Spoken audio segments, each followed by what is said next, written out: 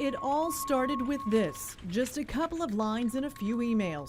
The words were between a City of Jacksonville employee and an attorney who works for Volusia County.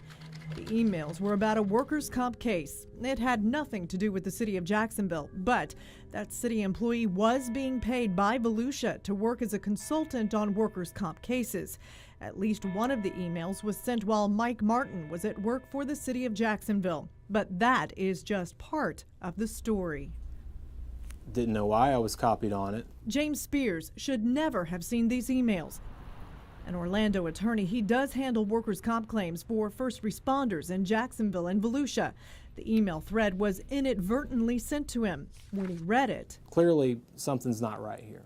What bothered Spears was the talk about a Jacksonville doctor, a Dr. Costello, one he has used in workers' comp cases before. In one email, the Volusia County attorney asked Mike Martin his thoughts on, quote, hiring Dr. Costello as a permanent consultant to Volusia County on heart-lung cases.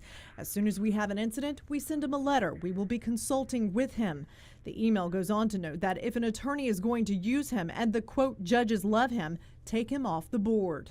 What they were planning on doing was sending out these phony engagement letters telling the doctors, hey, we're going to hire you on these claims, just so that would conflict us out from using those doctors.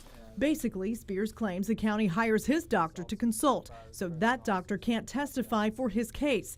It creates a conflict of interest. I'd never seen anything like it. They're basically, in my opinion, it looked as if they were conspiring to eliminate doctors from providing evaluations for my clients. The email trail shows Martin wrote back to Volusia. He did not recommend using the doctor. Volusia County's attorney replied, quote, I didn't mean actually use him. If these guys are going to want to use him as a litigation whore, we could take him off the board by asking him to review the ER records and answer a few questions. They want to get rid of him and any other doctor who could potentially help injured workers. I mean, that's the only way you can read this.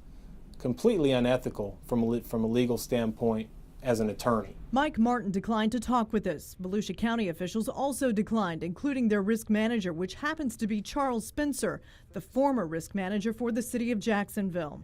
There wasn't anything in what Mike Martin said that raised a ethical consideration.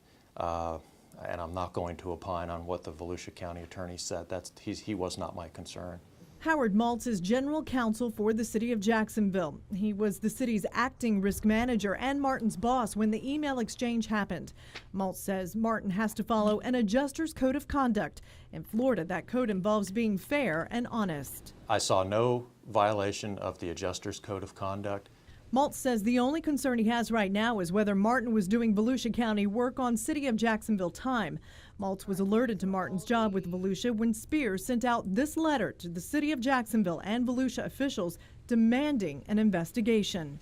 Not a single response. And this letter was sent December 1st, 2011. I've not received a phone call, an email, follow-up letter, anything. From Mayor Brown, from City Council folks with Jacksonville, and nobody from Volusia County manager, nobody. Not a single person. Spears says more needs to be done. So I do think an investigation needs to be done, not only by the county and the city internally, but also